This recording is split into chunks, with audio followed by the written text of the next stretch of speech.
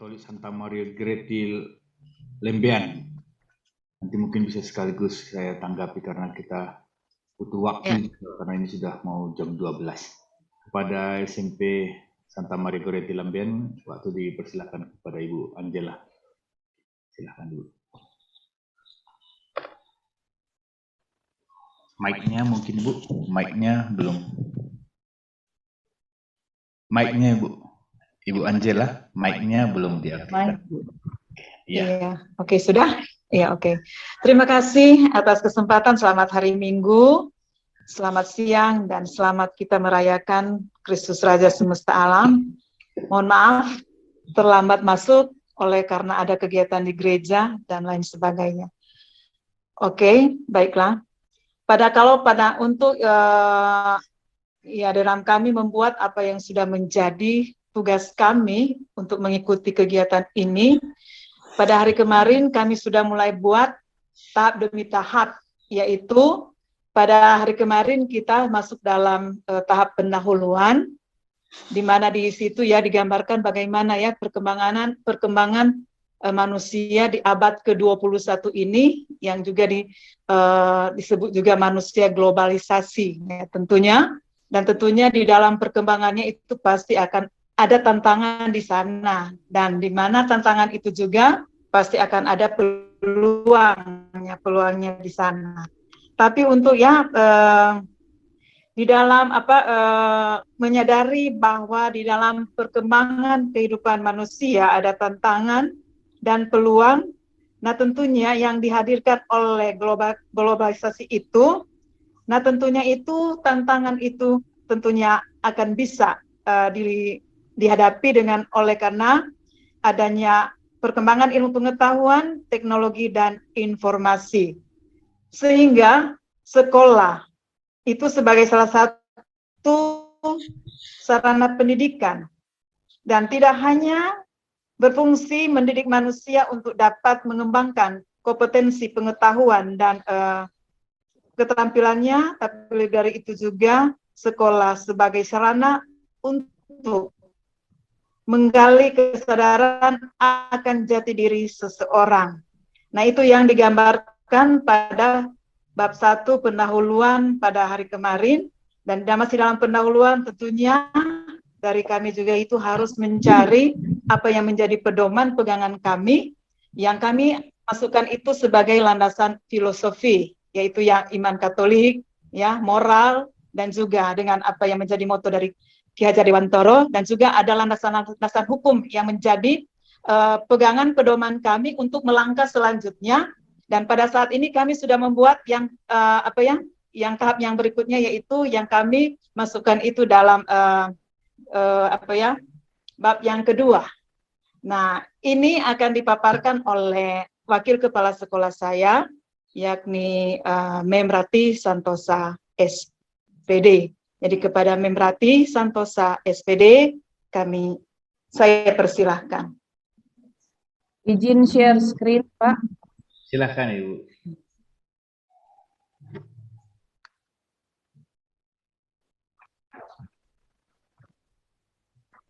Ya, selamat siang Bapak Ibu sekalian, Pak Guido maupun Ibu Rina, serta kepala-kepala sekolah ataupun instruktur lain yang hadir pada siang hari ini. Selamat hari Minggu, selamat Pesta Kristus Raja. Perkenankan saya Rati Santosa, Wakil Kepala Sekolah untuk kurikulum SMP Katolik Santa Maria Goretti Lembean, untuk menyampaikan hasil kerja kami.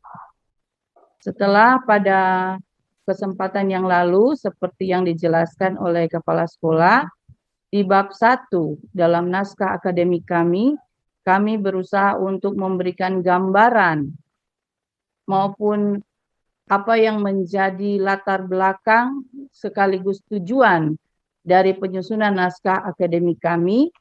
Sekarang pada bab kedua, kami berusaha untuk menyajikan atau memaparkan apa yang kami maksudkan sebagai landasan kami di dalam bab 1 kemarin.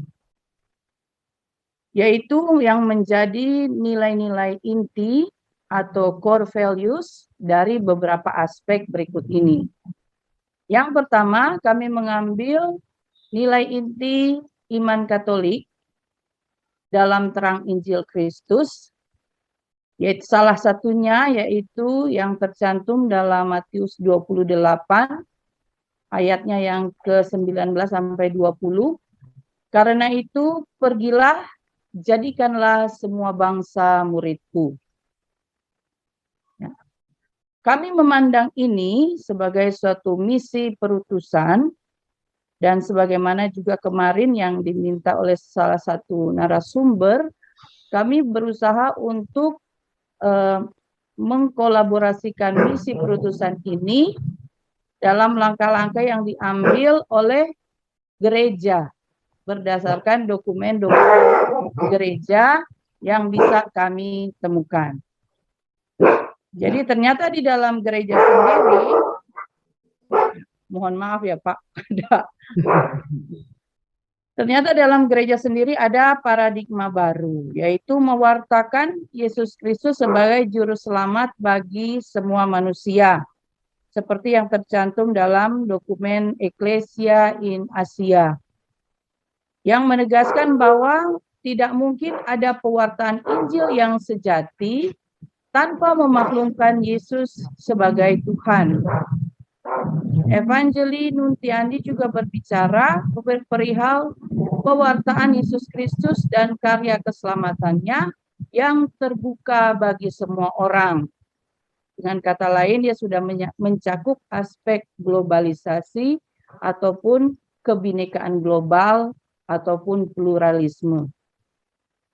Dalam prakteknya tidak ada pewartaan Injil yang sesungguhnya kalau nama, ajaran hidup, ataupun kehidupan, janji-janji kerajaan Allah dan misteri Yesus Kristus dari Nazaret, Putra Allah, tidak diproklamasikan.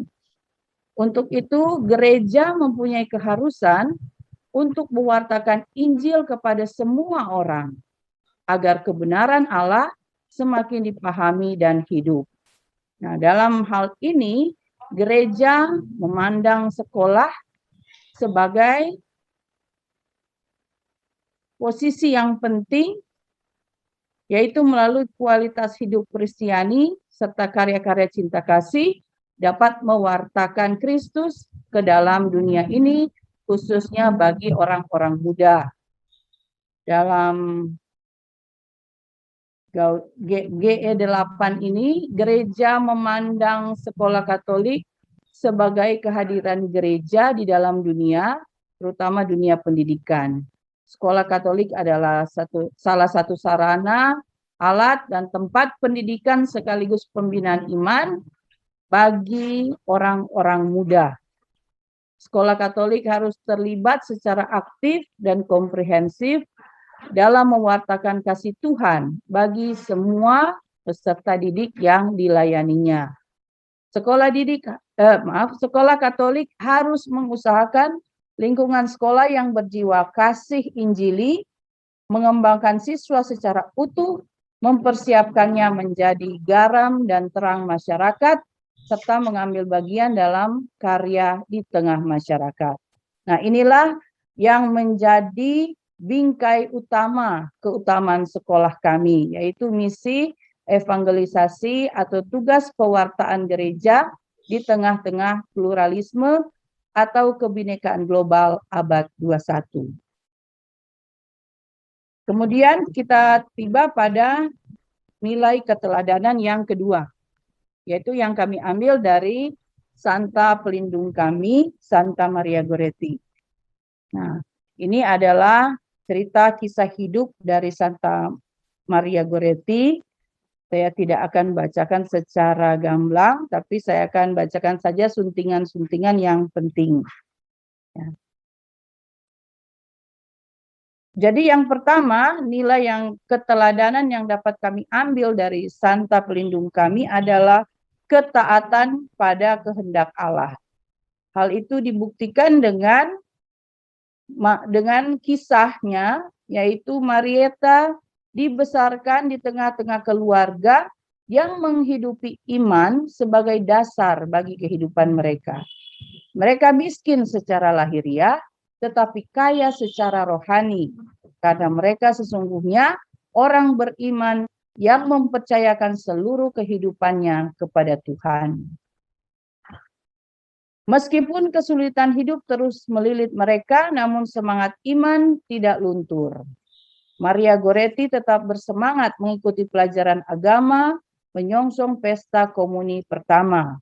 Ia rindu sekali secepatnya menyambut tubuh dan darah Kristus, meski harus berjalan kaki ke kota untuk ikut pelajaran agama. Ia terus berusaha menata hidupnya dengan doa dan kerja, serta berusaha sekuat tenaga agar tidak jatuh di dalam dosa. Kepada ibunya, Marieta mencetuskan kata-kata iman sebagai berikut, lebih baik mati 1000 kali daripada berbuat dosa 1 kali. Ia tidak rela menghina Yesus yang dicintainya dengan berbuat dosa. Maria Goretti ini meskipun dia meninggal dalam usia yang sangat muda, bahkan mungkin dikenal sebagai salah satu orang kudus yang termuda dalam gereja Katolik, tetapi ia sangat taat kepada perintah Allah. Kita dapat lihat dalam cerita hidupnya, saya kutip, tetapi dengan keras Marieta membela diri dan berusaha melepaskan dirinya dari cengkraman Alessandro. Karena Marieta tetap bersikeras menolak keinginannya, maka dia menghunus pisau yang sudah lama disiapkannya dan mengancam Marieta. Ancaman ini tidak dihiraukan Marieta. Oleh karena itu, Alessandro dengan kalutnya menancapkan pisau tajam itu ke tubuh gadis tak berdosa sebanyak 14 kali. Senja hari tanggal 5 Juli 1902, benar-benar kabut gelap menimpa gadis suci ini. Keesokan harinya tanggal 6 Juli 1902, setelah mengaku dosanya dan menerima komuni kudus, Marieta menghembuskan nafasnya dan meninggal dunia. Nilai keteladanan dari Santa Pelindung kami ini kami wujudkan nanti dikaitkan dengan sikap menghayati ajaran iman masing-masing, tentunya ajaran iman Katolik dan juga ajaran-ajaran iman dari siswa-siswa dalam komunitas yang plural, dalam beragama, dan dalam sikap dan perbuatan sehari-hari, yaitu sikap disiplin. Untuk nilai yang kedua setelah ketaatan adalah integritas. Kami kutip, adapun Alessandro, pemuda tetangga yang bekerja pada mereka sebagai pembantu untuk pekerjaan-pekerjaan kasar, menaruh hati pada Marieta, telah berkali-kali membujuk Marieta untuk berbuat serong. Alessandro memanggil-manggil Marieta dan menyuruh membukakan pintu kamar, tetapi Marieta yang tahu akan maksud jahat Alessandro tetap tidak membuka pintu itu. Jadi dari cerita tadi kita dapat melihat meskipun dia hidup miskin, tetapi Maria Goretti tetap menjaga kemurnian dirinya. Nah, nilai keteladanan yang kami ambil adalah sikap percaya diri, jujur, adil, santun, mandiri, menghargai dan menghormati martabat diri sendiri dan orang lain sebagai ciptaan yang segambar dan secitra dengan Allah Sang Pencipta. Kemudian nilai yang ketiga adalah suka menolong, tanggung jawab dan peduli terhadap keluarga dan sesama, yaitu dibuktikan dengan kutipan, ia rajin membantu ibunya bekerja di kebun dan merawat adik-adiknya, bahkan ketika ibunya bekerja di kebun, dia menjaga adiknya yang sedang sakit. Itu bukti bahwa dia suka menolong dan peduli serta bertanggung jawab. Dan juga dia peduli kepada orang lain, yaitu dengan mengampuni orang yang berbuat jahat kepadanya, yaitu sebelum meninggal dunia, Maria Goretti memaafkan dan mengampuni perbuatan keji Alessandro dengan berkata, aku ingin dia berada di surga kelak. Nilai keteladanan yang kami ambil adalah suka menolong, terutama bagi mereka yang ditimpa kemalangan, yang miskin dan terlantar, dan kami wujudkan nantinya dalam sikap bertanggung jawab atas segala kewajiban dan tanggung jawab yang telah dipercayakan kepada kita, baik oleh orang tua, oleh sesama, terlebih oleh Tuhan Yang Maha Kuasa.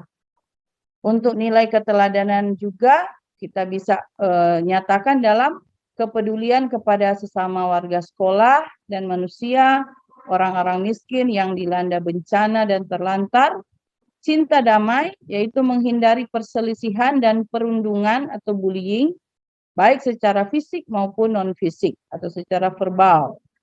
Suka menolong dan bertoleransi dengan sesama yang berbeda pendapat, berbeda agama dan keyakinan, berdasarkan persamaan hak asasi sebagai manusia, peri kemanusiaan, dan peri keadilan.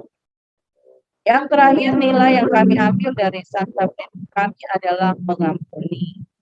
Karena sebelum meninggal, Maria Goretti mengampuni Alessandro yang telah membunuhnya. Untuk nilai keteladanan ini akan kami wujudkan dalam sikap cinta kasih, cinta damai, dan suka mengampuni sesama yang bersalah kepada kita. Untuk selanjutnya, kami akan mencoba memaparkan apa yang kami temukan dalam nilai spiritualitas Yayasan Pendidikan Katolik Keuskupan Manado. Jadi kami mengambil berbagai informasi diantaranya dalam renstra yayasan maupun dalam renstra keuskupan, visi misi Yayasan Pendidikan Katolik Keuskupan Manado, dan tentu saja nilai inti atau core values dalam Yayasan Pendidikan Katolik Keuskupan Manado. Yang pertama yaitu solidaritas. Solidaritas secara etimologi dalam Kamus Besar Bahasa Indonesia memiliki arti sifat atau perasaan solider, sifat satu rasa, senasib, dan sebagainya, perasaan setia kawan dan sosial yang berkenaan dengan masyarakat, dan perlu adanya komunikasi dalam usaha menunjang pembangunan ataupun suka memperhatikan kepentingan umum. Kami harapkan seluruh warga sekolah dan seluruh pemangku kepentingan bersama-sama dapat memiliki rasa solidaritas yang kuat, saling peduli, berempati dan bersimpati, satu rasa dan sepenanggungan dalam menjalankan program sekolah maupun menjawab berbagai tantangan dalam penyelenggaraan pendidikan sekolah demi mencapai tujuan pendidikan sekolah itu sendiri. Untuk nilai yang kedua adalah karitas. Kami mencoba dalam kamus bahasa Indonesia, Kamus Besar Bahasa Indonesia, tapi definisi yang kami temukan di situ rupanya tidak terlalu dapat menjabarkan makna karitas yang dimaksud oleh YPPKM. Karenanya kami mencoba mengambil dalam pemahaman gereja, yaitu salah satunya dari pemahaman Thomas Aquinas dalam bukunya Summa Theologiae, yaitu finally, caritas is also love. It can refer to either an act or habit. Yet, as indicated, Thomas say by the term etymology, caritas is love toward what is the most dear, or carus. As clear in Secunda Secundae, examination of the theological virtue charity. Charity is rightly understood as the highest form of human love, not only since it is a habit, as well as including acts, but also because it is directed toward God, our greatest good, in a manner that is rightly understood as friendship or amicitia with God. Jadi secara etimologis, kasih ini diturunkan dari akar kata Latin caritas. Ya. Jadi untuk dalam bahasa Indonesia, kasih itu sebenarnya diturunkan dari caritas. Menurut Thomas Aquinas, kasih atau caritas ini adalah cinta terhadap yang paling dikasihi. Nah, seorang penulis, William C. Matheson III, dalam jurnalnya dia menyimpulkan bahwa kasih dipahami sebagai bentuk tertinggi cinta manusia Tidak hanya karena hal itu sudah menjadi kebiasaan atau perilaku, tetapi karena kasih itu diarahkan kepada Allah dalam cara yang dimengerti sebagai persahabatan dengan Allah. Dan Bapak Suci Paus Benedictus ke-16 dalam ensiklik Caritas in Veritate, ia menyatakan kasih atau caritas merupakan sebuah kekuatan luar biasa yang mendorong orang untuk ikut terlibat dengan berani dan penuh semangat dalam bidang keadilan dan perdamaian. Dalam Kamus Besar Bahasa Indonesia ada satu definisi, yaitu caritas tingkah laku yang simpatik terhadap orang lain. Setelah membaca semua definisi di atas, maka kami menyimpulkan bahwa dalam kata caritas yang kami ambil dalam nilai inti Yayasan Pendidikan Katolik Keuskupan Manado, ada dua makna fundamental, yaitu pertama cinta agape, yaitu kebaikan yang tak terkalahkan, dan kedua semangat untuk mengusahakan kebaikan dan kemuliaan sesama tanpa memperhitungkan imbalan atau balasannya. Atau dengan singkatnya kita bilang caritas itu adalah amal belas kasih atau belas kasih.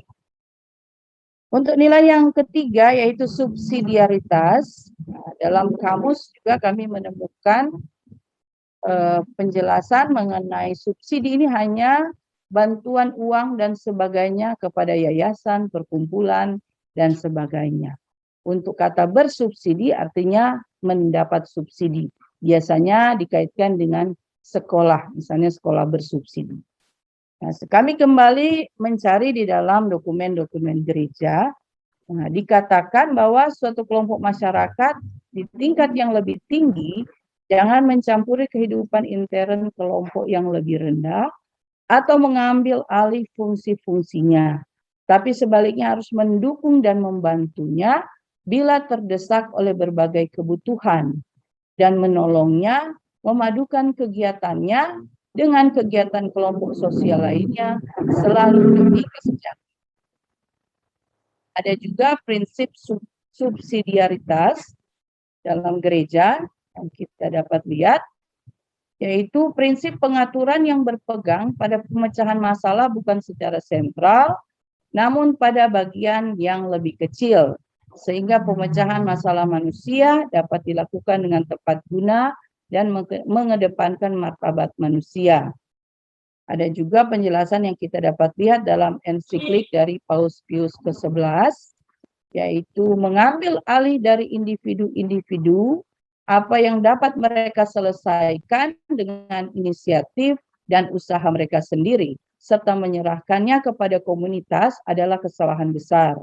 Begitu pula menugaskan kepada asosiasi yang lebih tinggi dan lebih besar apa yang dapat dilakukan oleh lembaga yang lebih kecil dan berada di bawahnya merupakan ketidakadilan dan sekaligus kejahatan besar serta gangguan terhadap tatanan yang benar. Singkat kata, kami menyimpulkan bahwa subsidiaritas adalah suatu relasi dalam satu komunitas di mana anggotanya saling berkomunikasi dan saling membantu dalam mengupayakan hasil yang terbaik bagi semua orang dengan tetap menghargai asas pemberdayaan dan kemandirian kaum lemah. Untuk itu kami harapkan prinsip ini dapat kami laksanakan di sekolah dengan melibatkan secara seluruh stakeholder sekolah, baik secara moral maupun secara material. Kemudian yang terakhir, ada nilai kearifan budaya masyarakat etnis Minahasa. Kami mencoba untuk menyajikannya dari berbagai sumber. Pertama, budaya Mapalus. Mapalus ini dalam arti yang sederhana, yaitu bentuk kerjasama atau gotong royong. Mapalus ini adalah budaya yang dominan di masyarakat yang mendiami bagian utara Pulau Sulawesi atau Provinsi Sulawesi Utara. Secara budaya, masyarakat adat Minahasa ini terbagi ada 9 subetnis, yaitu Tonsea, Tombulu, Tondano, Tontemboan, Tonsawang, Ratahan Pasan, Wonosakan, Bantik, Borgo, dan Bawontehu. Sedangkan sekolah kami berada di wilayah yang pertama yaitu subetnis Tonsea. Nah, dalam bahasa Tonsea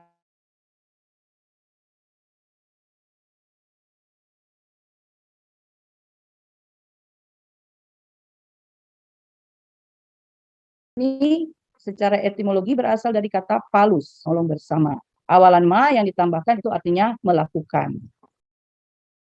Kemudian mapalus ini adalah suatu bentuk gotong royong yang menjadi solidaritas, asalnya sebagai masyarakat agraris.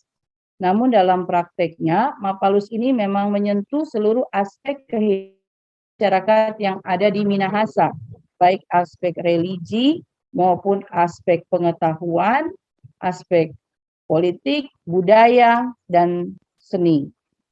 Jadi macam-macam. Pada prakteknya nanti kalau kami mau jelaskan ada banyak sekali dan dia masuk di semua praktek-praktek.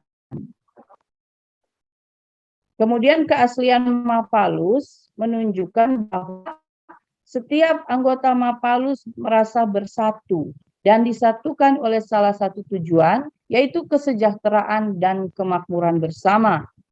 Atau kita mengenalnya sebagai konsep sosiologi interpretatif. Setiap anggota Mapalus akan merasa terikat oleh kaidah yang ditimbulkan oleh jiwa persaudaraan. Mereka sadar bahwa kepentingan umum harus di atas segala-galanya melebihi kepentingan pribadi. Mapalus ini menurut pendapat kami sebagai suatu konsep kehidupan bersama memiliki semangat persatuan dan kekeluargaan untuk mewujudkan kesejahteraan bersama.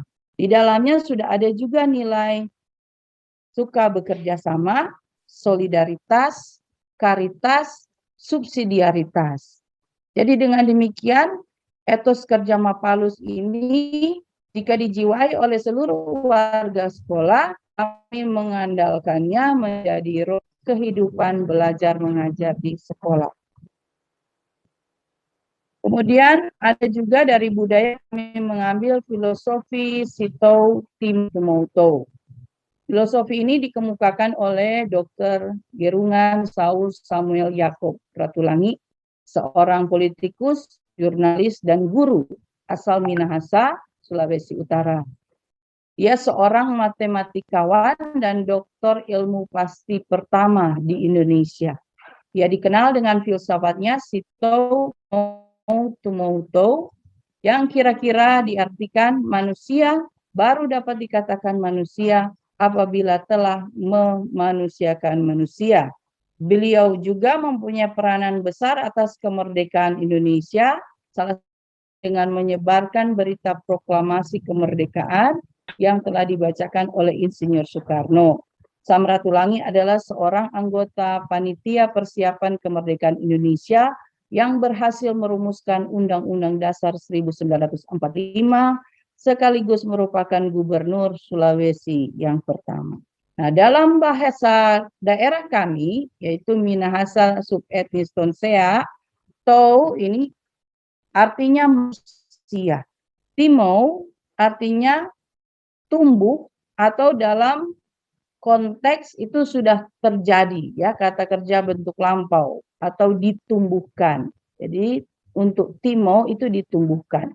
Tumou itu sebenarnya artinya juga sama, tetapi dalam konteks sekarang dan masa yang akan datang. Kalau saya boleh paralelkan dalam bahasa Inggris itu dalam bentuk present dan future kalau Tumou-nya. Dan keduanya baik Timou maupun Tumou adalah kata kerja. Nah, jadi artinya kira-kira Sitou Timoutou secara etimologi adalah manusia tumbuh untuk menumbuhkan orang lain. Dalam filosofi tersebut, kalau kita cermati, seorang manusia tentu harus hidup untuk dapat tumbuh. Berarti manusia itu hidup. Berarti ada satu daya atau kemampuan dari manusia untuk tumbuh. Karena dia hidup, maka dia dapat tumbuh. Daya yang membuat ia tumbuh ada daya adikodrati, yaitu kuasa Allah Sang Pencipta yang mengatur segalanya, serta daya kodrati manusia untuk hidup, berkembang, dan beregenerasi dengan baik secara fisik maupun intelektual. Seseorang tentu akan mempunyai kemampuan untuk menumbuh kembangkan orang lain apabila ia sendiri mampu berproses, tumbuh, dan mengembangkan kemampuan fisik maupun intelektualnya sendiri secara optimal. Selanjutnya, dalam proses pencapaiannya sendiri untuk mengembangkan kemampuan diri semaksimal mungkin, manusia juga diajak untuk solider. Dia membantu sesamanya untuk sama-sama berkembang sampai seperti dirinya, atau dengan istilah lain, dia menghidupkan orang lain. Nah, semangat Mapalus ini tercermin dalam nilai atau dalam falsafah Sito Timou Tumoutou ini, dan juga sejalan dengan ajaran kasih yang menjadi dasar kekatolikan atau kekristenan, dan juga pengertian dari nilai karitas yang sudah kami jelaskan di atas tadi. Nah, di sini kami kutip, yaitu kasihilah Tuhan Allahmu dengan segenap hatimu dan dengan segenap jiwamu dan dengan segenap akal budimu. Dengan melakukan hukum yang pertama ini, tentu seorang manusia yang beriman, tentu dia dapat mengoptimalkan semua kemampuan dirinya. Yang kedua, kasihilah sesamamu manusia seperti dirimu sendiri. Tentu seorang manusia yang mengasihi dirinya, dia ingin yang terbaik bagi dirinya. Demikian juga dalam semangat Sito Timou Tumoutou ini, tentu dia juga mau yang terbaik dan mengupayakan untuk orang lain juga memperoleh yang terbaik bagi diri mereka sendiri. Dalam kasih ada tanggung jawab yang besar untuk memanusiakan diri sendiri dan memanusiakan orang lain, yaitu memastikan bahwa semua manusia memiliki martabat yang sama sebagai ciptaan yang segambar dan secitra dengan Allah, dan bebas untuk mengembangkan talenta yang dianugerahkan Tuhan kepada setiap orang dengan bertanggung jawab.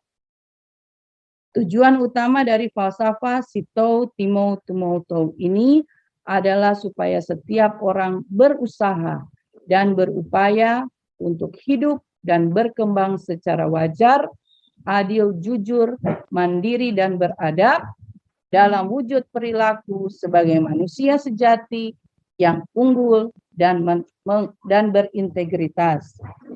Bersama dengan semangat Mapalus ini, nilai-nilai filosofi Sito Timou Tumoutou akan menjadi nafas kehidupan dari program pembinaan dan pendidikan peserta didik di SMP Katolik Santa Maria Goretti Lembean. Adapun nilai-nilai yang dimaksud tersebut adalah integritas, karitas, solidaritas, dan subsidiaritas. Demikian yang bisa kami sampaikan saat ini. Memang masih ada lagi pendapat dari Ki Hajar Dewantara yang kami coba jabarkan, tapi masih dalam proses literasi dan dalam proses mencari sumber-sumber literasi. Dan semoga kami dapat segera menyelesaikannya bersamaan nanti untuk menentukan nilai-nilai utama sekolah kami sekaligus penerapannya dalam program sekolah kami. Mungkin nanti kami akan bahas di bab selanjutnya atau bab 3. Demikian, apabila ada kekurangan kami mohon maaf, dan apabila ada usul, tambahan ataupun tuntutan, kami sangat mengharapkan dari Bapak Ibu narasumber maupun dari Bapak Ibu Kepala Sekolah dan rekan-rekan instruktur. Terima kasih. Terima kasih Ibu Rati dan Ibu Angela. Semangatnya sudah bisa juga sejauh itu ya. Selesainya begitu ya. Oke, luar biasa. Ada perkembangan yang ditampilkan. Baik, untuk selanjutnya mungkin saya ke Ibu Irma dulu ya. Nggak apa-apa ya Ibu Rati dengan Ibu Angela ya. Ibu Irma masih di tempat kah? Masih ada, Pak. Nah, iya. Saya mau Setia. bincang dulu dengan Ibu dengan apa yang telah Ibu tampilkan tadi. Tadi Ibu merasa kesulitan dalam menyusun ya, begitu ya. Kesulitan dalam menyusun kata-kata begitu ya Ibu. Boleh dihidupkan mic-nya Bu? Iya, Pak, sangat susah. Di sekolah kita udah bentuk tim. Ya, Di sekolah sudah bentuk tim. ada, Pak, ada. Sudah ada timnya. Berapa orang ya Bu dalam tim ini? Kami kan semua di sekolah saya cuma ada 6 guru semua. Jadi semua masuk. Semua masuk dalam tim. Iya. Oh, Iya, luar Pak. biasa. Itu sesuatu yang baik saya rasa. Keenamnya ikut ya. Iya. Oke. Nah, sekarang yang 6 tim ini ada nggak yang kira-kira di dalamnya itu yang memungkinkan dia mampu untuk membuat satu menulis begitu? Bapak, sebenarnya begini, karena tidak ada sistematis susunannya yang kayak bagaimana, akhirnya kami bingung harus mulai dan akhiri di mana. Harus mulai dan semua punya pendapat masing-masing. Iya. Jadi kami bingung ini apa tulisan ini mau cantumkan di bagian mana. Jadi ini mau cantumkan di bagian mana. Jadi tidak ada prosedur. Itu maksudnya, Pak. Boleh begitu? Oh iya, baik. Karena ini naskah akademik. Ya, baik. Saya dapat gambaran bahwa konsepnya, ayo kita cari bahan, baru nanti ini kemana mau dimasukkan, begitu kira-kira ya Bu ya. Begitu. Oke, baik. Nanti mungkin bisa kembali untuk memutar video ini bersama tim. Di awal tadi mungkin karena kesibukan kita hari ini, hari Minggu ya, banyak yang mungkin harus ke gereja dan mungkin kita terlambat. Iya. Tadi di awal sudah saya memberikan penjelasan untuk di sekolah di Santo Aquino Amurang, itu sudah saya kasih masukan bagaimana kira-kira menyusun naskah akademiknya. Nanti mungkin ditonton kembali di awal tadi. Ditonton kembali Oh, iya. dari situ nanti akan bisa dapat gambaran. Boleh dinonton berulang-ulang, toh sudah tertinggal di YouTube kan. Nah, jadi nanti bisa bersama tim. Baiknya nontonnya bersama tim sehingga ada teman untuk diskusinya gitu. Boleh ditonton sebelumnya sendiri tapi nanti bersama tim sehingga nanti bisa disusun lebih baik. Begitu Ibu Irma. Nah, makasih Pak. Terus terkait dengan yang disampaikan juga tadi berkaitan dengan mencari sumber. Nah, Ibu Irma juga tadi sudah menyampaikan bahwa untuk mencari sumber agak kesulitan karena tidak ada perpustakaan. Tidak memungkinkan juga perpustakaan sekolah karena perpustakaan sekolah referensinya mungkin tidak mengarah kepada apa yang kita tuju. Nah, maka Ibu Irma nanti tadi juga sudah ada sharing dengan Pak Robi juga tadi terkait dengan mencari bahan berupa artikel-artikel atau jurnal yang bisa kita peroleh dari internet. Nah, saya juga menyarankan supaya tidak menggunakan kutipan-kutipan dari blog Wikipedia juga saya masih meragukan begitu. Kalau Wikipedia. Jadi itu hanya sebagai pembanding saja, sebagai stimulus saja. Stimulus untuk kita berpikir, berefleksi. Tetapi lebih kepada artikel ataupun jurnal dan juga buku. Itu sebagai referensinya. Itu kepada Ibu Irma. Itu yang perlu saya sampaikan. Kemudian nanti ditonton kembali lah ini video, kemudian nanti dibicarakan bersama tim. Dan syukur ya ada 6 guru, 6-nya ini terlibat semua. Ini pasti bisa nanti menyelesaikan. Saya yakin bisa Bu. Kita tunggu 10 hari lagi nanti saya pasti yakin sudah ada. Pasti bisa. Itu untuk Ibu Irma. Ya, makasih banyak Bapak. Ya. Kemudian Ibu Angela dan Ibu Ratih yang disajikan tadi ya cukup banyak kajian ya, cukup banyak kajian yang sudah dikaji. Ya menurut saya sudah baik, namun perlu kajian kembali di bagian budaya, gitu.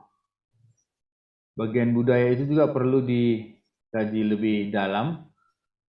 Itu berdasarkan 7 unsur budaya ya, begitu 7 unsur budaya itu. Nah, kemudian kita bisa membedakan antara nilai dan keutamaan. Harapan saya bisa membedakan nilai dan keutamaan. Nilai itu sesuatu yang mendorong kita untuk menjadi sesuatu begitu. Misalnya menjadi pribadi yang menerapkan sito tumoto itu misalnya. Menjadi pribadi yang seperti itu, menjadi pribadi yang menjadikan manusia itu menjadi manusia. Itulah nilai. Nah, di dalamnya itu apa misalnya? Keutamaan apa yang ada? Keutamaan itu adalah suatu kebaikan yang istimewa. Begitu. Kebaikan yang istimewa. Misalnya di dalam sito tumoto itu ada nilai misalnya mapalus. Berarti itu keutamaannya, gotong royong misalnya. Itulah keutamaannya. Gitu. Ada kebaikan yang istimewa di dalam itu misalnya. Kemudian baku sayang misalnya. Nah, itulah keutamaannya. Kemudian ada baku pandai misalnya. Nah, itulah yang jadi keutamaannya. Itulah keutamaan yang kita pilih di dalam budaya tersebut. Kemudian dalam konteks itu, dalam konteks kebudayaan di Minahasa, dalam 7 unsur budaya kalau kita gali, di mana bisa kita temukan misalnya mapalus itu. Begitu. Misalnya ada seperti tadi saya jelaskan juga di awal tadi sama sekolah Santo Aquino Amurang bahwa di sana ada budaya misalnya memindahkan rumah. Gitu, memindahkan rumah. Itu budaya mapalus misalnya, gotong royong gitu. Jadi kita angkat nilai itu gitu. Bahwa kita buat penjelasan di bagian mapalus itu bahwa ada suatu sistem sosial masyarakat, sistem sosial masyarakat yang menggerakkan sistem bergotong royong yang namanya mapalus. Itu di dalam proses pemindahan rumah. Gitu. Itu kehidupan sosial masyarakat di Minahasa bahwa memindahkan rumah itu. Jadi kita kutip, kita ambil dari suatu artikel, kita kutip, itu kita perkuat di dalam keutamaan mapalus itu. Mengapa kita angkat mapalus? Karena itu salah satu alasannya. Maka kita jelaskan di situ. Sama seperti yang tadi, kenapa kita mengangkat tentang ketaatan misalnya, atau ya ketaatan tadi ya saya tengok dulu sebentar. Mengapa kita tadi mengangkat tentang di Maria Goretti itu tentang mengampuni. Nah, karena kita melihat ada peristiwa mengampuni yang dilakukan Maria Goretti di dalamnya. Seperti itu. Mengapa kita mengangkat mengampuni itu menjadi keutamaan? Sekarang mengapa kita mengangkat mapalus? Karena ada budaya itu yang kita peroleh dari kajian 7 unsur budaya itu. Kan begitu. Dalam kajian 7 unsur budaya, ada kita angkat, mengapa kita mengangkat mapalus itu? Mengapa kita mengangkat baku panggi? Mengapa kita mengangkat baku panggi? Itu sebagai keutamaan. Atau mengapa kita mengangkat baku sayang?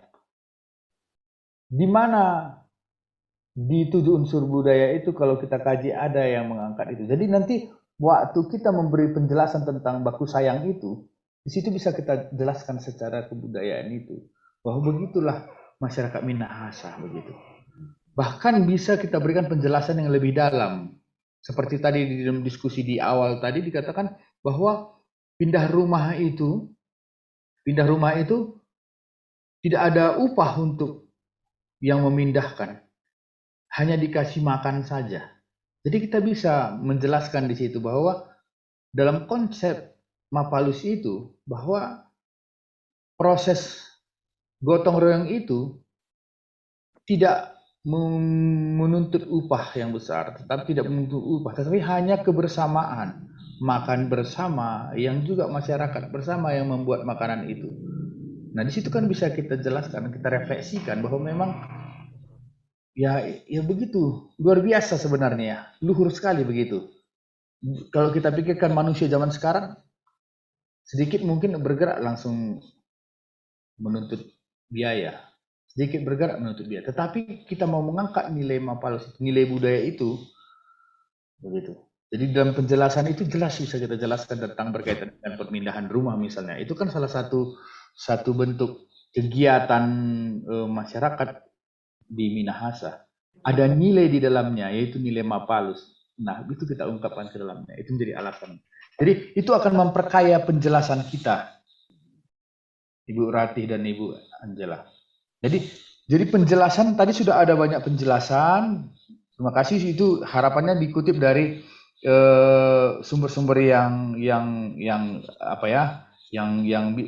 bisa dipertanggungjawabkan. Nah, sekarang mari kita lagi menguatkan setiap keutamaan-keutamaan itu, terutama di hal budaya. Begitu. Mari kita juga melihat mana dia yang merupakan nilai, yang mana keutamaan. Itu supaya kita ketahui juga, begitu. Yang keutamaan itu adalah sesuatu kebaikan atau yang istimewa yang ada di dalamnya gitu. Kalau nilai itu yang menjadikan kita menjadi sesuatu begitu. Misalnya tu mau tu. Itu kita menjadi seperti itu. Menjadi pribadi yang menjadikan manusia menjadi manusia, misalnya. Di dalamnya ada nilai-nilai apa saja? Ada keutamaan di dalamnya ada keutamaan apa saja? Misalnya ada baku sayang, baku pandai, misalnya seperti itu. Jadi itulah keutamaannya. Itu nanti keutamaan itu kita berikan penjelasannya. Begitu dalam penyusunannya, Ibu. Kemudian berkaitan dengan bab 1. Bab 1 tadi mungkin masih dijelaskan secara lisan, begitu ya Ibu. Nah, baiknya juga nanti bab 1 itu kan diungkapkan dalam tulisan. Nah, kalau saya berpikir begini, nanti ini akan menjadi naskah akademik. Naskah akademik ini merupakan naskah yang dibuat berdasarkan penelitian dan kajian, kan begitu. Jadi kita mengawali dengan meneliti, melihat potensi-potensi sekolah, melihat kekuatan dan peluang. Inilah yang kita lakukan dengan penelitian. Begitu. Kita lihat potensi peserta didik kita, guru-guru kita. Kemudian kita melakukan kajian.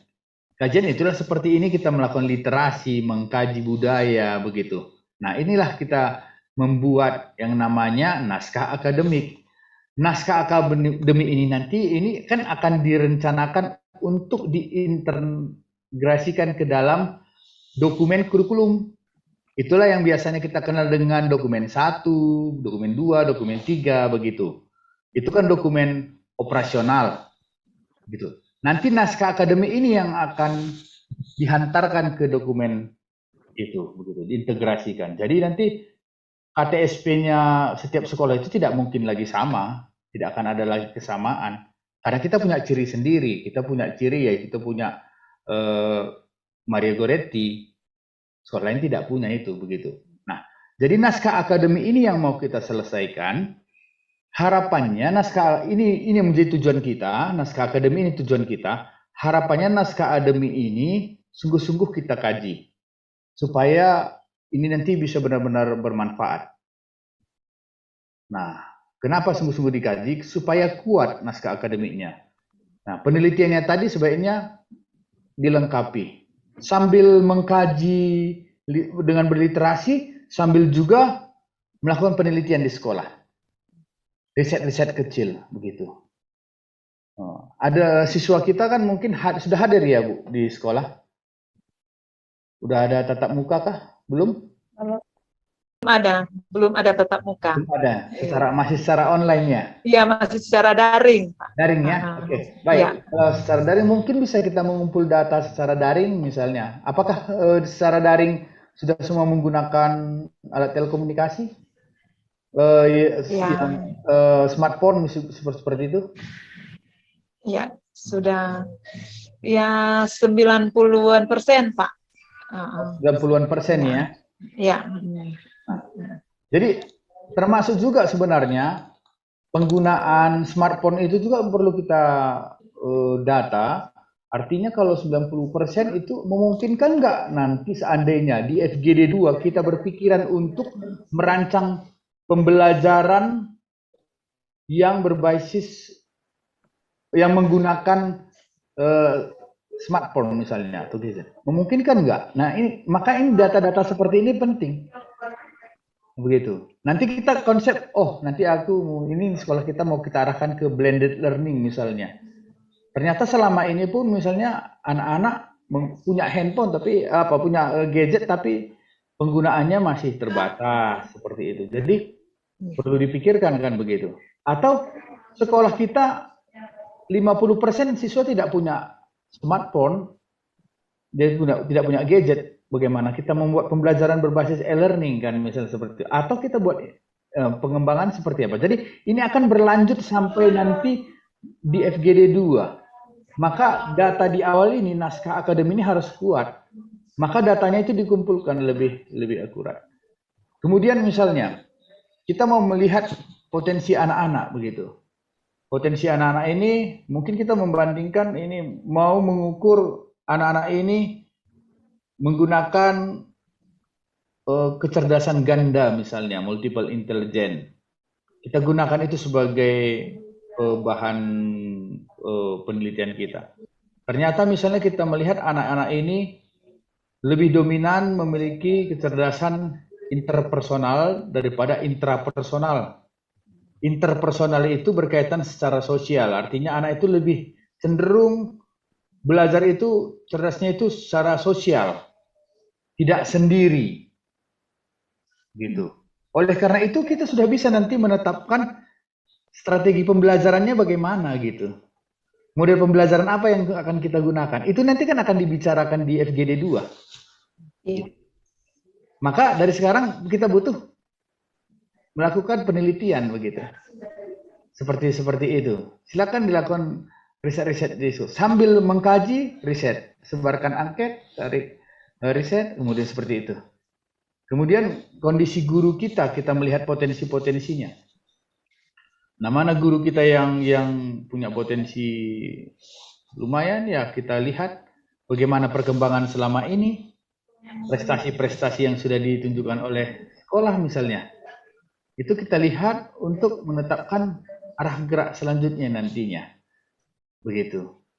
Untuk menentukan arah gerak selanjutnya. Karena nanti naskah akademi ini akan diantarkan ke intrakurikuler, yaitu berkaitan dengan pembelajaran. Kemudian ekstrakurikuler. Ke ekstrakurikuler juga akan kita bawa ke situ begitu. Kemudian sampai ke kookurikuler berkaitan kegiatan porseni, retret dan selainnya. Studi banding misalnya. Sampai ke kegiatan non kurikuler. Misalnya kebersihan pagi, doa angelus seperti itu. Sampai ke situ nanti akan dirancang menjadi dokumen kurikulum. Dengan demikian, begitu selesai nanti dokumen kurikulum, dokumen operasional ini, tinggal dijalankan di sekolah. Begitu. Kita sudah punya buku panduan untuk menjalankan segala suatu proses yang ada di sekolah. Begitu. Itu harapannya. Makanya, sebisa mungkin kita dapat menyelesaikan naskah akademi ini. Waktu kita ada 10 hari ke depan. untuk bekerja keras. Begitu Ibu Angela yang bisa saya sampaikan. Ya, oke. Sejauh ini itu yang bisa saya sampaikan. Kemudian berkaitan dengan keutamaan, baiknya keutamaan ini benar-benar bisa dipastikan antara keutamaan dengan nilai, gitu. Supaya nanti sekolah itu bisa menentukan, oh ini keutamaannya begitu. Sehingga dalam penjelasannya bisa ditunjukkan keutamaannya. Begitu kira-kira masukan dari saya untuk Ibu di SMP Santa Maria Goretti Lember. Goretti. Iya. Baik, ada Oke, lagi yang terima lain? kasih, Pak. Terima kasih, Ibu. Ada lagi yang lain kira-kira yang mau ditanyakan atau ada yang mau didiskusikan?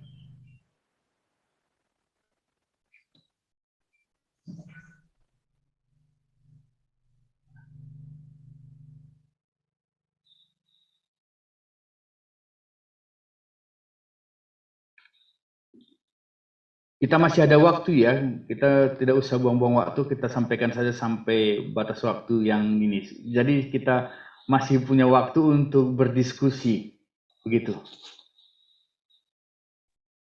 Sambil-sambil mungkin saya izin juga boleh men-share sesuatu. Kira-kira kita melihat pola bagaimana gambaran mungkin yang di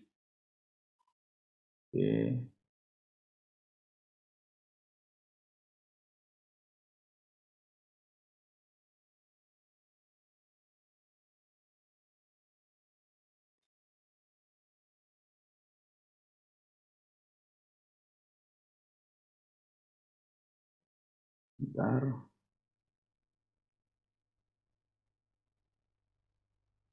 Ada pertanyaan Bapak dan Ibu?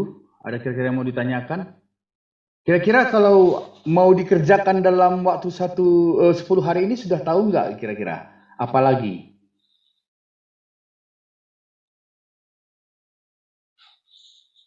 Ya, silakan Pak Robi.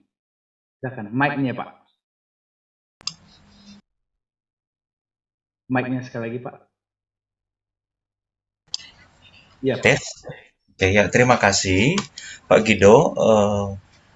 Memang setelah saya mendengar tadi, itu yang saya mungkin fokus untuk perbandingan antara nilai dan keutamaan. Saya juga baru mengerti sekarang, Pak. Ternyata kalau saya tangkap, ternyata nilai itu masih berbentuk abstrak ketika kita konkretkan menjadi keutamaan. Mungkin kalau mau dikoreksi, jadi ternyata dari pengertian nilai, kemudian kita elaborasi menjadi keutamaan. Kira-kira apa seperti saya tangkap tadi, ada sito timoto moto, itulah nilai. Kemudian keutamaan apa itu? Misalnya yang di situ adalah baku mengerti. Ya, baku mengerti. Kemudian kita lihat naskah literaturnya, kajian literaturnya. Mungkin seperti itu ya. Terima kasih Pak. Saya paham, saya baru paham. Nah kemudian Pak yang saya ingin tanyakan lagi, apakah kita juga mengelaborasi untuk keteladanan dari pelindung? Misalnya kita Santa Regina Pacis itu keutamaannya atau nilai saya masih agak abu-abu Pak, membedakan core value, keutamaan, dan nilai. Terus terang, ketika saya dengar tadi, saya bisa mengerti, baru bisa mau dapat ini, Pak. Misalnya, di situ ada tangguh. Nah, itu dalam penilaian kami, itu merupakan nilai. Nah, apakah itu kita bisa cari lagi, kita harus kerucutkan lagi, menjadi misalnya keutamaan apa? Mungkin itu Pak yang saya ingin tanyakan dulu. Terima kasih Pak. Terima kasih Pak Robi. Yang core value itu adalah nilai Regina Pacis. Ya. Sudah. Ya. Keutamaannya itulah tangguh. Oh. Begitu. Nah, dalam mungkin kita berliterasi mengkaji tentang Regina Pacis, kita bisa menemukan di mana ketangguhan Regina Pacis. Maka itu nanti kita buat di dalam penjelasan. Sehingga kita bisa melihat tangguh itu di dalam semangatnya Regina Pacis ini bisa kita lihat. Begitu. Jadi identitas sekolah itu tidak hilang, identitas pelindung sekolah itu tidak hilang. Tangguh ada juga yang lain. Santo yang lain juga tangguh juga begitu. Tetapi karena kita ini sekolahnya sekolah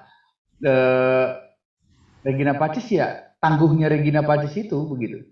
Maka tangguh itu dijelaskan berdasarkan literasi mengkaji tentang Regina Pacis. Kalau core value-nya itu ya pelindung sekolah itu.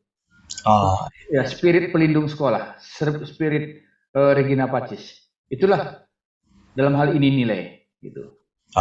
Kita mau menjadi seperti Regina Pacis. Jadi seperti itu. Kalau tadi Sito Tumotu itu kita mau menjadi seperti Sito Tumotu. Kita menjadi pribadi yang menciptakan Sito Tumotu. Maka nilainya ada baku dengar, baku seperti itu. Itu keutamaannya. Keutamaannya berarti itu. Iya. Sekarang kita mau menjadi pribadi yang memiliki spirit Regina Pacis. Itulah nilainya. Tangguh, ada tangguh. Dari keutamaannya adalah tangguh. Tangguh. Pembawa damai misalnya. Ya. Seperti itu. Begitu Pak. Jadi keutamaan itu kita harus membedakan dengan nilai. Nah, keutamaan itulah yang mau kita kaji literasinya begitu. Dengan berbagai sumber. Begitu Pak Robi. Ya. Baik.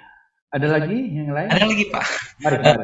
Ya, yang ini Pak. Supaya kami saya sampaikan tadi setelah kami sampaikan materi itu Pak, supaya kami tidak overlapping antara yang mana yang mau dimasukkan dalam naskah akademik dan yang sudah operasional teknisnya itu ke kurikulum.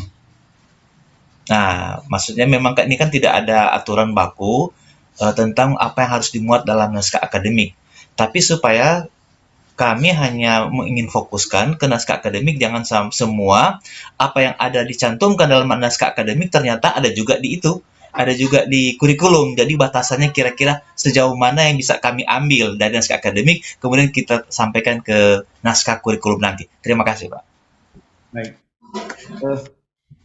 Sejauh yang bisa saya jelaskan ya, berdasarkan sebenarnya kan kita juga di sekolah lagi bekerja juga ini. Ya. Juga kan dengan tim juga di sekolah. Nah, kita masih menggali ide. Di awal itu kan di bagian pendahuluan itu di pembukaan di pendahuluan di bab 1 itu kita memang mengkonsentrasi melihat bagaimana mau dibawa kemana sekolah ini, itu sebagai latar belakangnya. Sekolah kita mau dibawa kemana. Kemudian yang berikutnya berkaitan dengan potensi apa yang dimiliki oleh sekolah. Gitu. Potensi-potensi apa, kekuatan apa yang dimiliki sekolah. Itulah yang dilakukan dengan penelitian. Maka data-data hasil penelitian kita di sekolah, itu yang kita buat ke dalamnya. Data riset-riset kecil kita, itu yang kita tuangkan di dalamnya. Kemudian landasan-landasan pengembangan kurikulum ini, itu saya berpikir seperti itu. Kemudian bab kedua berkaitan dengan kajian, mengkaji nilai-nilai ini. Mulai dari core value yang diturunkan oleh yayasan. Kemudian nilai dari pelindung sekolah. Itu kita kaji. Kita masukkan literasi-literasi kita semua terkait dengan itu. Kemudian nilai dari budaya. Yang kita kaji juga di dalamnya berdasarkan 7 unsur budaya menurut Kuncoro Ningrat. Untuk mendukung keutamaan-keutamaan yang kita angkat di dalamnya. Itu kira-kira gambaran di bab 2 yang bisa kita buat, Bapak dan Ibu. Kalau saya berpikiran seperti itu kerangka berpikir saya.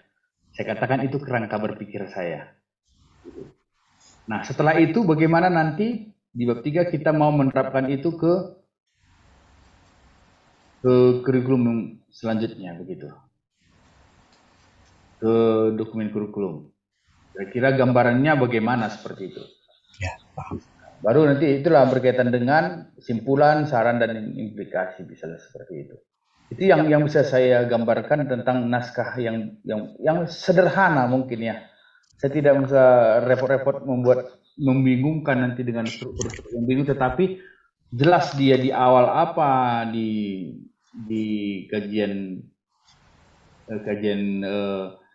tentang nilai ini apa ya, begitu. Yang jelas nanti arahnya akan ke situ. Ya. Kalau saya berpikiran seperti itu, Pak. Itu kerangka berpikir saya untuk menyusunnya. Maka mari kita menyusunnya, membuat kerangka berpikir kita juga untuk menyusun itu. Nanti ini akan diintegrasikan ke dalam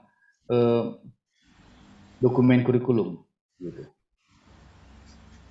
Saya boleh mungkin share, tetapi ini kajian kami di sekolah akhirnya seperti itu. Ini karena adanya kesamaan keutamaan.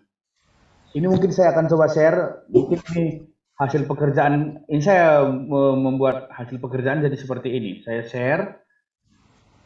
Nah, kita kan sudah memiliki nilai.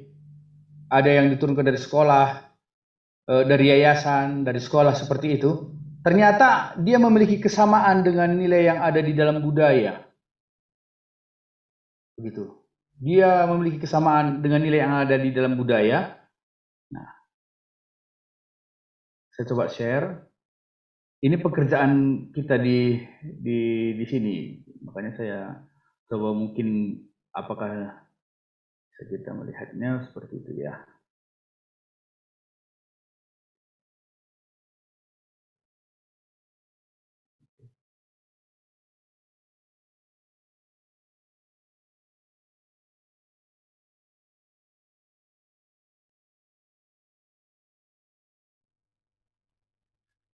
Kita buat satu bab khusus untuk sampai di sini. Ups, maaf.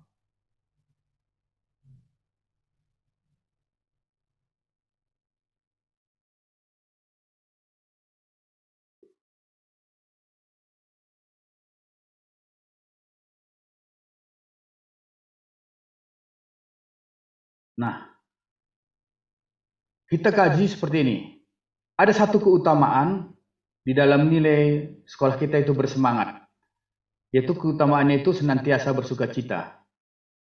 Ini kita kutip, kita buat dari ini, karena kita juga, ini kita ambil dari Alkitab, sebagai Injil, sebagai apa kita, dari Injil, tentang bersuka cita. Kemudian, karena kita juga semangat Fransiskus, sekolah kita, kongregasi suster kita itu Suster Fransiskus Dina, jadi semangat Fransiskus, jadi kita ambil dari buku Fransiskus. Karena Santo Fransiskus juga keutamaannya sama, selalu bersuka cita. Begitu, hidup bersuka cita. Jadi kita satukan saja dalam keutamaan sukacita. Begitu. Oke. Kemudian ini kita berikan penjelasannya. Kemudian kita ini juga kan sekolah Santa Maria. Jadi dari Santa Maria juga kita ungkapkan tentang sukacita. Karena Bunda Maria itu juga memiliki nilai keutamaan bersukacita. Maka ini yang kita angkat dari kutipan kitab suci Lukas 1 ayat 39 sampai 45. Jadi dalam satu keutamaan, inilah menjadi keutamaan sekolah. Begitu. Salah satu keutamaan sekolah itu sukacita. Jadi tadinya ada sukacita itu juga dalam nilai dalam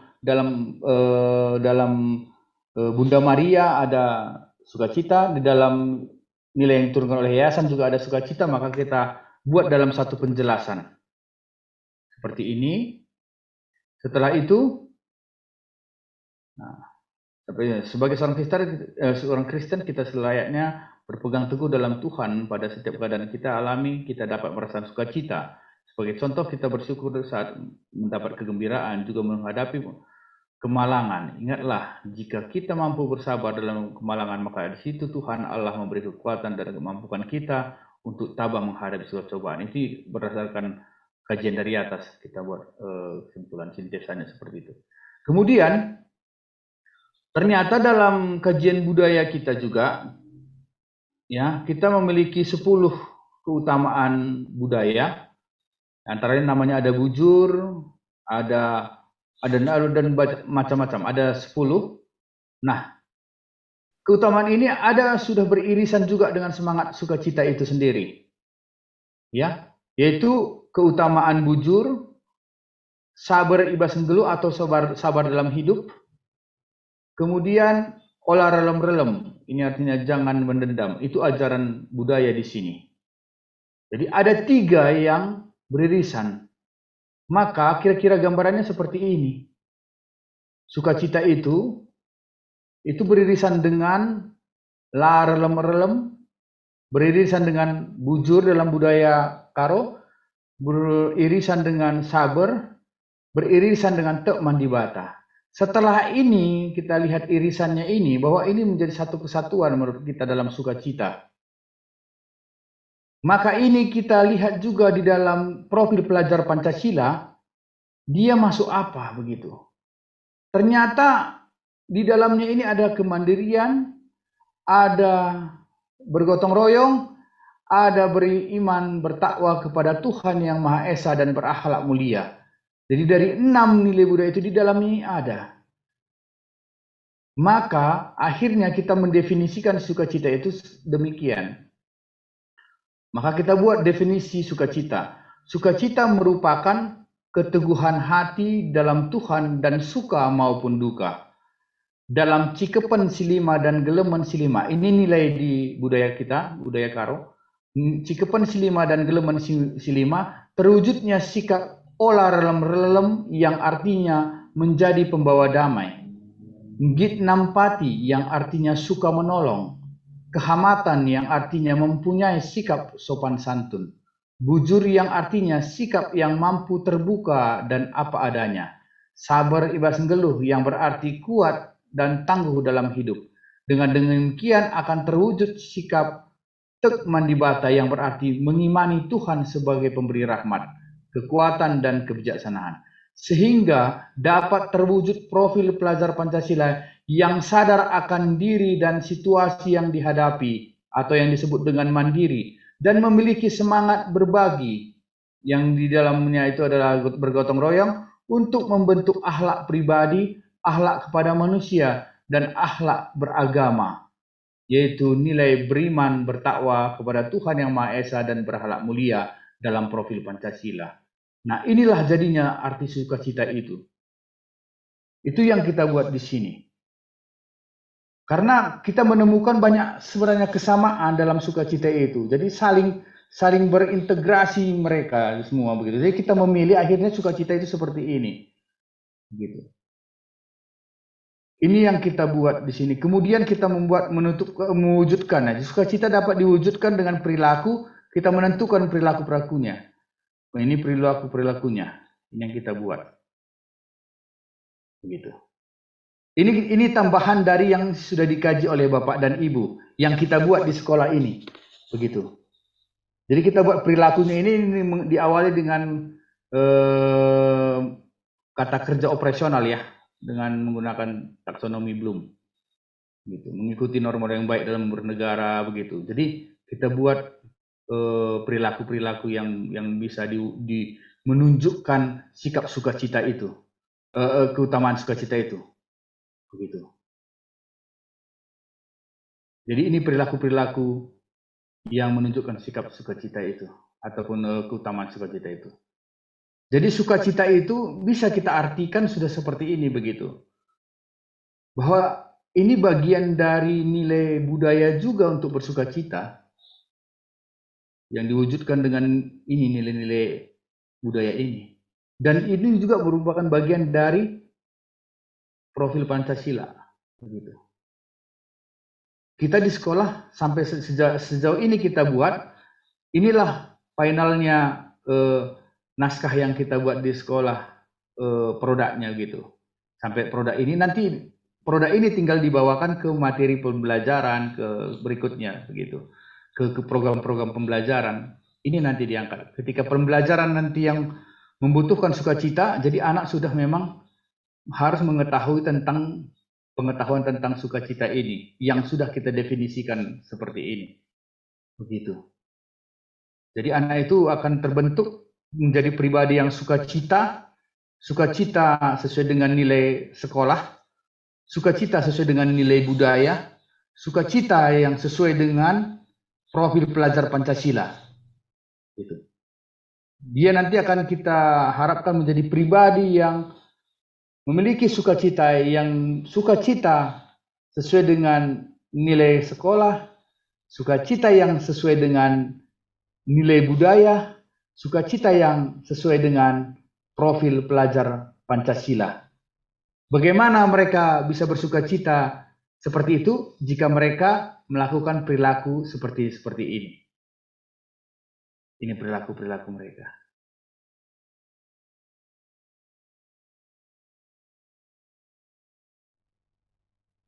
Inilah perilaku yang menunjukkan orang yang bersukacita. Ini kita buat juga di sekolah. Begitu Bapak dan Ibu yang mungkin yang terakhir bisa saya bagikan untuk kita untuk bersharing begitu. Untuk bersharing. Ini berdasarkan pengalaman yang pernah kita alami juga di sekolah. Jadi saya mengembangkan ini sampai seperti ini bersama tim. Kita di sini sekolah mengembangkan ini bersama tim. Karena memang kita selama ini semenjak tahun 2015, kita sudah punya pendidikan karakter di sekolah. Dan kita membuat definisi seperti itu. Jadi kita mendefinisikan makna sukacita itu seperti itu. Gitu. Jadi selama ini di sekolah kita melaksanakan pendidikan karakter itu, misalnya keutamanya sukacita. Sukacita itu sudah kita definisikan selama ini. Berdasarkan semangat Santo Fransiskus, semangat Bunda Maria, dan semangat kongregasi ke-SFD-an. Itu kita definisikan. Namun saat ini sudah kita definisikan tidak hanya itu, tetapi sudah kita definisikan dengan memasukkan nilai budaya di dalamnya. Bahwa masyarakat di sini juga memiliki sukacita. Begitu. Kemudian selain itu kita juga memasukkan nilai keutamaan berdasarkan profil pelajar Pancasila. Itu ada di dalamnya. Itu yang kita buat di sekolah selama ini. Kemudian kita membuat ada perilaku-perilaku yang menunjukkan sikap sukacita itu begitu, nilai sukacita itu. Itu yang kita buat dan mungkin itu yang bisa dibagikan nanti dalam naskah yang pemikiran kita di sekolah ini, dalam naskah nanti ini yang akan kita bawakan ke dokumen kurikulum. Begitu yang mungkin bisa saya bagikan untuk siang hari ini di akhir pertemuan kita Bapak dan Ibu. Begitu mungkin ini saya sampaikan. Mungkin apabila ada lagi pertanyaan saya sampaikan. Saya Pak. Iya Ibu. Izin bertanya. Saya ingin bertanya terkait yang akan kami buat untuk 10 hari ke depan Pak. Apakah tinggal memperbaiki naskah akademik yang telah kami presentasikan tadi, melengkapi, atau ada lagi yang bagian-bagian lain yang harus kami tambahkan dari yang bab 1, bab 2 lah setidaknya yang tadi itu. Untuk 10 hari ke depan Pak. Sejauh yang mungkin bisa saya kasih masukan ya memperkuat penelitiannya untuk mengungkapkan kondisi sekolah itu di situ sangat penting sekali karena itu nanti akan tergantung sampai ke FGD 2. Karena begini Bapak dan Ibu yang perlu saya sampaikan, begitu kita nanti masuk FGD 2, ketika kita nanti keteteran dengan ini, maka nanti kita bisa agak kesulitan bekerjanya karena nanti kita mau masuk FGD 2 ada program-program lain yang harus juga kita kuasai kan begitu. Baiknya naskah ini kan bisa kita selesaikan. Gitu. Makanya memang harus berdarah-darah ya, memang sampai pendarahan ya seperti itu. Memang itu harus kita lakukan. Jadi tim itu bekerja, upayakan memang supaya bisa melakukan penelitian yang benar-benar akurat lah di sekolah gitu. Datanya itu akuntabel. Jadi tidak nanti asumsi. Sehingga ke depan kita mau merancang desain sekolah kita di bagaimana kurikulumnya, bagaimana ekstrakurikuler apa yang perlu kita angkat, itu kita tidak lagi meraba karena kita memiliki acuan data yang akuntabel. Kemudian kita melakukan kajian-kajian kebudayaan dan kajian-kajian nilai-nilai ini sekiranya ya bisa baik begitu. Dengan demikian kita bisa mengangkat keutamaan-keutamaan itu untuk bisa kita tanamkan nantinya kepada anak-anak begitu. Itu yang perlu saya ajak Bapak dan Ibu begitu. Jadi keutamaan itu setidaknya jelas karena ya kita sekolah, identitas kita sekolah Katolik itu harus jelas keutamaan itu. Kemudian kita sebagai masyarakat Minahasa, bagaimana budaya itu jelas dalam keutamaan itu. Kemudian bagaimana kita akhirnya itu juga merupakan keutamaan yang mendukung untuk mewujudkan profil pelajar Pancasila. Itu juga saya rasa penting untuk kita gali pada saat ini selama 10 hari, Ibu. Maka saya mengajak kepada kita untuk bekerja keras menggali itu. Jika memang mungkin kan kita bisa masih menyusun perilaku-perilaku yang menunjukkan keutamaan itu, saya rasa itu juga sangat baik. Nah, masalah nanti benar atau tidaknya nanti ada kekurangan, kita masih bisa revisi mungkin. Tetapi jangan sampai berhenti kita bekerja dan jangan sampai kita tidak melaporkan. Saya juga nanti akan sedih juga melihat ketika kita nanti di 10 hari ke depan tidak ada hasil apa-apa. Tapi saya yakin melihat semangat kita, saya yakin pasti akan bisa menyelesaikan. Dan saya senang sekali kemarin Ibu Jen ya, WA saya untuk bertanya apa yang perlu dibantu. Tapi saya lihat ada progresnya. Iya, Senang sekali. sangat-sangat bersyukur Pak. Kerjanya lebih terarah. Kemarin memang kami sudah buat sudah menggali ide. Tetapi untuk arahnya, ide-ide yang sudah kami gali, arahnya itu mau seperti yang disampaikan oleh Pak Robi tadi, atau Ibu ya yang tadi, Ibu Maria mungkin, Ibu Angela, mulainya di mana, akhirnya di mana, kami belum tahu arahnya seperti apa. Walaupun sudah sempat browsing internet untuk naskah akademiknya seperti apa. Memang tidak ada aturan bakunya. Tapi kemarin memang saya memberanikan diri untuk bertanya karena supaya ada arah untuk kerjanya itu terarah. Makanya kembali ini saya bertanya juga untuk persiapan 10 hari ke depan itu apakah ada lagi yang selain ini naskah ini yang sudah disampaikan oleh Bapak Guido yang sudah sangat lengkap, yang kurang-kurangnya itu ditambah. Saya kira kira saya masih ada lagi yang perlu selain ini bab 1 bab 2-nya. Ternyata berarti ini yang akan kami persiapkan untuk 10 hari ke depan, Pak. Tinggal dilengkapi. Iya, melengkapi dan menyusun dengan kerangka berpikir ya. Artinya naskah itu artinya jelas terarah. Ya, jelas. Arah begitu. Kemudian saya yang suka itu seperti ini. Ada hal yang saya suka itu begini. Ketika Ibu berani untuk bertanya ataupun mau bagaimana bisa mengerjakan. Itu yang suka. Karena kalau resistensi ini terlampau tinggi, nanti kita nggak bisa menyelesaikan apa-apa. Itu nanti akan nggak selesai. Jadi buat saja dulu, lanjutkan saja. Pasti bisa Ibu, pasti bisa. Kan pasti nggak mungkin langsung sempurna, tidak ada yang sempurna. Pasti bisa. Kerjakan terus. Begitu. Pak Robi juga kerjakan terus.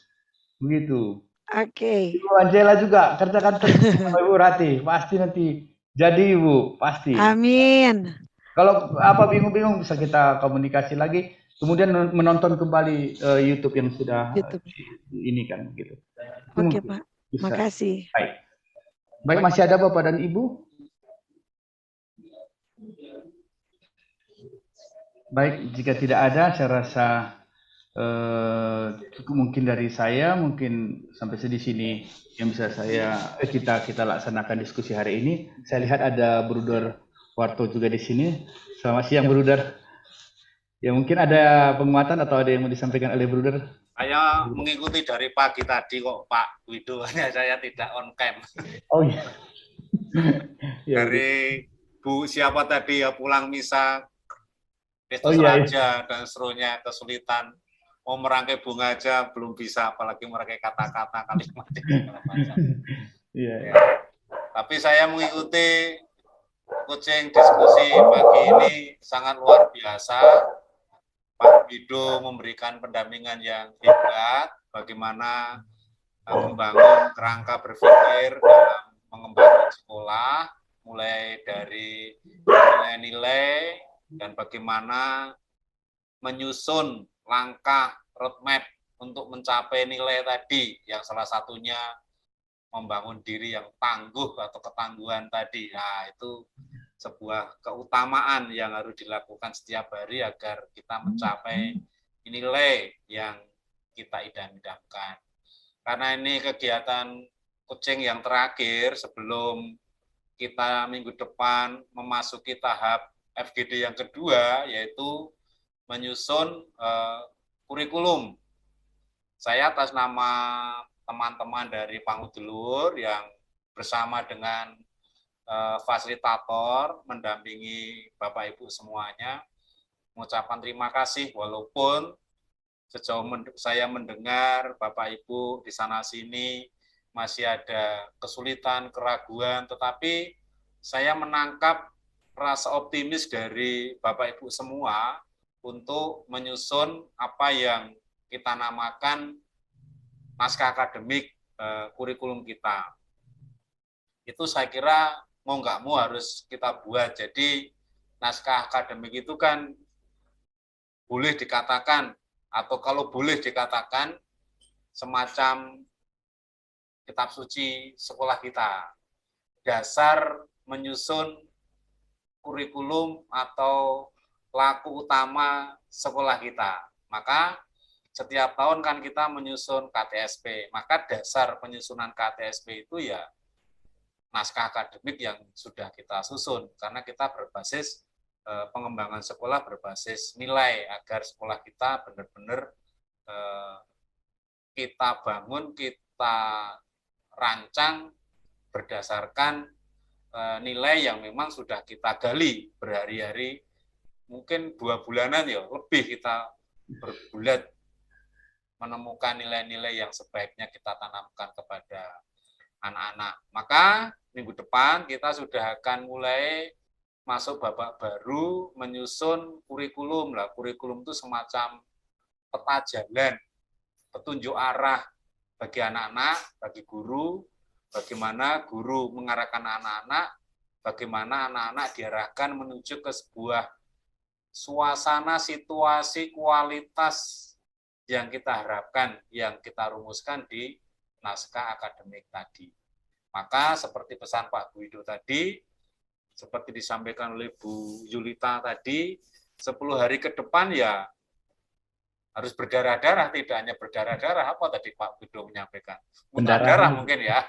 Itu artinya kita mau nggak mau harus menyusun itu, Belum sempurna tidak apa-apa, tetapi secara prinsip, secara mendasar sudah kita sepakati terkait hal baik apa yang akan menjadi pedoman perjalanan sekolah kita. Kalau soal rangkaiannya, kalimatnya belum indah, tidak apa-apa ya Ibu, ya Bapak, nanti keindahan disempurnakan pelan-pelan, tetapi pokoknya itu sudah ketangkep kan begitu. Kita juga, saya sampaikan kemarin, mungkin Bapak Ibu juga sudah mendengar kalau konsorsium kita kan diundang ke Jakarta, Yayasan Pangudluhur. Dari 159 ormas yang ikut POP, Pangudluhur termasuk salah satu dari 20 ormas yang diundang oleh Kementerian Dirjen GTK untuk menyampaikan terkait kegiatan-kegiatan program organisasi penggerak ini. Nah, ini kan suatu penghargaan.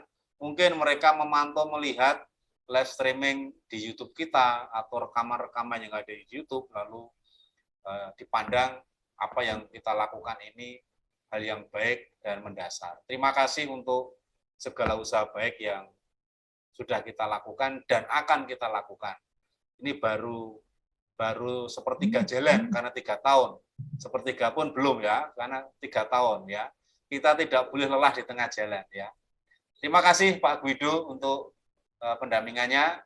Ini perwakilan kelompok yang terakhir, tahap terakhir FGD 1, karena minggu depan sudah akan masuk ke FGD 2. Sekali lagi, saya atas nama Yayasan Pangudulur yang menjadi Ketua Konsorsium POPE Semoyo ini mengucapkan terima kasih untuk ketekunan, kesetiaan Bapak Ibu semua. Terima kasih Pak Guido. Terima kasih Bruder, terima kasih atas penguatannya. Baik Bapak dan Ibu, dengan demikian kita mungkin akan semakin berkobar-kobar ya, dan semakin berapi-api untuk ke depan menyelesaikan naskah akademik. Baik, terima kasih atas kebersamaan kita selama beberapa jam ini Bapak dan Ibu. Mohon maaf apabila ada kekurangan bahasa tutur kata saya yang kurang tepat. Mohon maaf dan selamat baku dapat untuk pertemuan berikutnya. Untuk kesempatan ini saya kembalikan kepada Ibu Rina. Baik, terima kasih Pak Guido yang menjadi coach kita pada pagi hingga siang hari ini. Dan juga terima kasih kepada Bruder Warto yang telah dengan setia mendampingi dari pagi tadi. Baik, Bapak Ibu yang terkasih, usai sudah perjumpaan kita pada coaching klinik. Ini sesi 2 terakhir ya Pak Guido, nanti siang Pak Guido masih ada lagi satu sesi lagi. Untuk itu, untuk menutup perjumpaan kita pada siang hari ini, kami mohon kesediaan dari Ibu Yulita Jen untuk menutup acara kita dengan doa penutup. Silakan Ibu. Iya, Bapak Ibu, mari kita akhiri untuk kegiatan kita hari ini dengan berdoa. Mari kita berdoa. Dalam nama Bapa dan Putra dan Roh Kudus, amin. Terima kasih Allah Bapa di surga untuk setiap penyertaan-Mu dan cinta kasih-Mu yang Engkau selalu limpahkan untuk masing-masing kehidupan kami dalam ragam tugas dan tanggung jawab kami. Sampai pada saat ini Engkau menyertai kami untuk FGD saat hari ini sehingga ini semua boleh berjalan dan selesai dengan baik. Ada begitu banyak hal yang baik yang bisa kami ambil dari FGD ini, dari sharing bersama teman-teman kami. Semoga itu semua ya Bapak boleh menjadi modal bagi kami untuk meningkatkan mutu dan kualitas pendidikan di sekolah kami masing-masing. Seluruh rangkaian kegiatan kami selanjutnya, kami hanya tetap serahkan ke dalam tangan-Mu. Kiranya Engkau tetap menyertai kami dan belas kasih-Mu melingkupi kehidupan kami saat ini, esok, dan seterusnya. Dengan perantaraan Kristus Tuhan kami. Amin. Dalam nama Bapa dan Putra dan Roh Kudus. Amin. Baik, terima kasih Ibu Yulita Jen atas doa penutupnya. Bruder, Bapak, Ibu, kita akhiri perjumpaan kita pada siang hari ini. Kami ucapkan terima kasih atas dinamika yang terjadi selama coaching klinik pada sesi ini. Dan juga tidak lupa kami ucapkan selamat hari Minggu, selamat merayakan Hari Raya Kristus Raja. Kristus Raja. Ya, terima kasih. Selamat siang, Bruder, Bapak, Ibu. Selamat siang, terima kasih Pak. Selamat siang, terima kasih.